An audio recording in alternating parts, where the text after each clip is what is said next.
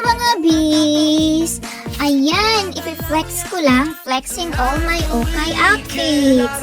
Diba, elevate your personal style. Ako, ang style ko, mahilig ako sa mahabang mga outfit. O diba, mahilig ako sa long skirt at mga long maxi dresses. Hindi ako mahilig magsuot ng maiksi. Ayoko niyan, hindi ko type yan. At saka, syempre, ano lang ako, practical, hindi rin ako mahilig mag-shopping ng mga mamahalin na dresses. Sa ukay, kontento na ako. O diba, ang importante, appropriate at well-fitted yung suot mo. Yung kare-respeto ba ng mga taong nakapaligid sa'yo. O diba? Yun lang. Thank you for watching. Saranghe! Please follow and share.